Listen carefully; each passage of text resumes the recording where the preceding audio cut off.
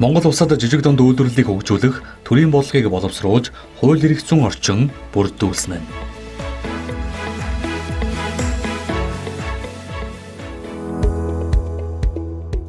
Жижиг дунд үйлдвэрийг хөгжүүлэх төрийн бодлого нь улс орны нийгэм эдийн засгийн хөгжлийн, төрийн бодлогын салшгүй хэсэг бөгөөд үндэсний эрх ашиг сонирхлын үүднээс жижиг дунд үйлдвэрлэлийн салбарын эдийн засгийн болон зохион байгуулалт, эрх зүйн үндсэн зарчим, чиг хандлага, хэлбэрийг тодорхойлдог.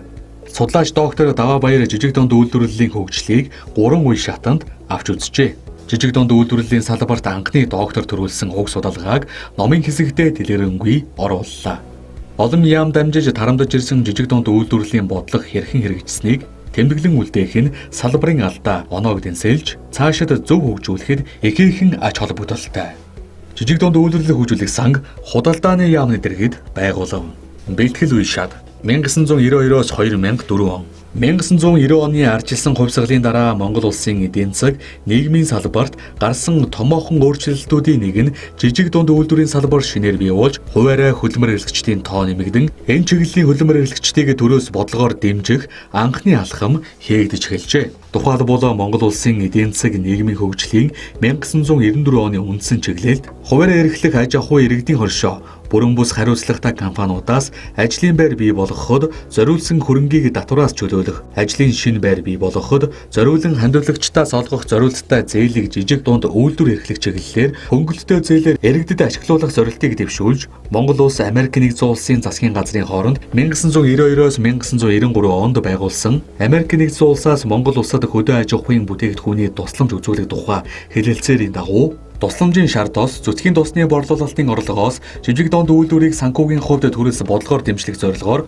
худалдаа аж үйлдвэрийн танхим жижиг дунд үйлдвэрийг дэмжих санг байгуулж уг сангийн үйл ажиллагааг эрхлэх жижиг дунд үйлдвэрийн хилцээг зохион байгуулжээ.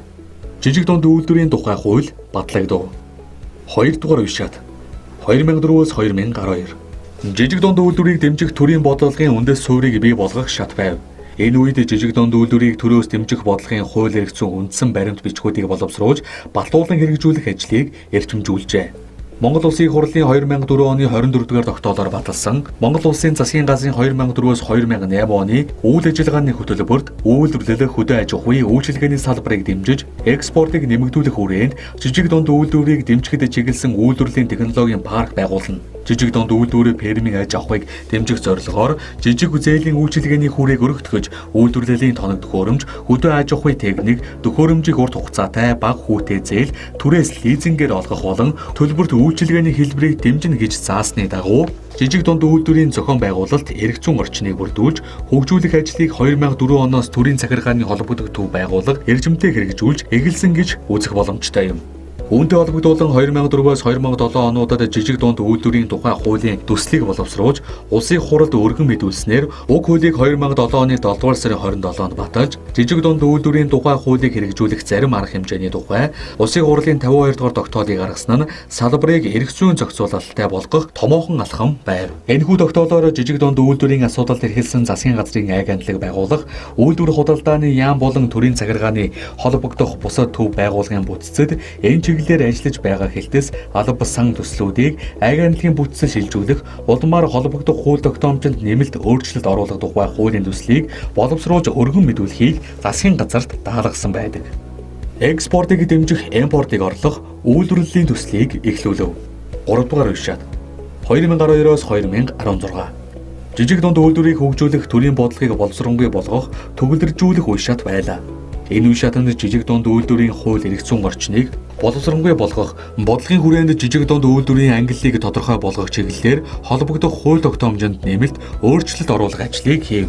Түүнчлэн уул уурхайн салбарт хэрэгжиж байгаа төслүүдэд үндэсний аж ахуйн нэгжүүд давуу эрэхээр бараа ажил үйлчилгээ нийлүүлэх, туслан гүйцэтгэгчээр ажиллахтай холбогдсон эрх зүйн орчныг бүрдүүлэх, үйлдвэрийн кластер, өртгийн сүлжээ, үүдэр технологийн паркын зохион байгуулалтанд орж байгаад нь дэмжлэг үзүүлэх, жилийн борлуулалтын орлого нь 1.5 тэрбум төгрөгөөс илүүгүй аж ахуйн нэгжүүдэд орлогын албан татврын 90% буцаан олгохтой холбогдсон эрх зүйн орчныг бий болгох зэрэг чиглэлээр төрийн бодлогыг боловсруулж хэрэгжүүлж байна. Монгол Улсын их хурлын 2012 оны 37 дугаар тогтоолоор баталсан Монгол Улсын засгийн газрын 2012-оос 2016 онд хэрэгжүүлэх үйл ажиллагааны хөтөлбөрт санхүүгийн сектор нь шинэтгэлийг бодит сектор, тухайлбал уул уурхайн бус эдийн засгийн бусад салбар, жижиг дунд бизнесийн өсөлтийг дэмжих хувийн даатгалын ба хөрөнгө оруулалтын сангууд, хувийн тэтгэврийн сангийн болон зээлийн батлан даалтын тогтолцоог хэрэгжүүлэх чиглэлээр орчин үеийн санхүүгийн зах зээлийн өрсөлдөөнд орчныг бий болгоход чиглүүлэхээр заасан. Энэ заалтыг үндэс суурь болгон жижиг дунд үйлдвэр хөгжүүлэх ажлын байр нэмэгдүүлэх зарим арга хэмжээний тухай засгийн газрын 2014 оны 176 дугаар тогтоол гарснаар экспортыг дэмжих, импортыг орлого дотоодын үйлдвэрлэл болон 2 тэрбум төгрөгөөс илүүгүй санхүүжилэх хүссэн төслийн их усүрт шаарддаг 100 тэрбум төгрөгийг засгийн газрын үнэт цаасыг арилжааж бүрдүүлсэн хөрөнгөөс жижиг дунд үйлдвэрийг хөгжүүлэх санд байршуулан олгож байхаар болсон байна. Ингэхдээ хүссэн төслийг санхүүжүүлэх ажлыг холбогдох хууль тогтоомж болон жижиг дунд үйлдвэрийг дэмжих зорилгоор хөнгөлөлттэй зээл олгох журмын дагуу зохион байгуулж санхүүжилтийн их усрыг зарцуулалтын зээлийн хүүг жилийн 7%-аар тооцож олгосон зээлийн хүүгийн зөрүү 2%-ийг жижиг дунд үйлдвэрийг хөгжүүлэх сангийн эргэн төлөлтөө санхүүжүүлэх арга хэмжээ авахыг холбогдох яамд даалгажээ. Засгийн газрын энэхүү шийдвэр жижиг дунд үйлдвэр эрхлэгчдэд нэмэн үрдэх шингэсэн экспортыг дэмжих, импортыг орлох, дотоодын үйлдвэрлэлийн үйл ажиллагаа явуулах сонирхол бий болгож, урт хугацаанд орлоготой ашигтай бизнес эрхлэх санхүүгийн таатай нөхцөлийг төрөөс бодлогоор бүрдүүлсэн. Харин засгийн газрын тухайд хуульд өөрчлөлт орсонтой холбогдуулан жижиг дунд үйлдвэрийг хөгжүүлэх сан 2012 оны 8 дугаар сарын 16-ны өдрөөс хөдөлмөрийн яамны харьяанд шилжиж үйл ажиллагаагаа явуулах болсон байна. Үүний дараа засгийн газрын тухай хуульд дахин өөрчлөлт орсонтой холбогдуулан жижиг дунд үйлдвэрийг хөгжүүлэх санг 2014 оны 12 дугаар сарын 15-ны өдрөөс аж үйлдвэрийн яамны харьяанд шилжүүлжээ. Бүрэн эхийг Монгол улсын төв номын сан, мэдээлэл технологийн үндэсний паркийн шинжлэх ухааны мэдээллийн сан, оюуны өмчийн газар, Монгол улсын эрдэмийн их сургуулийн номын сангуудаас уншно.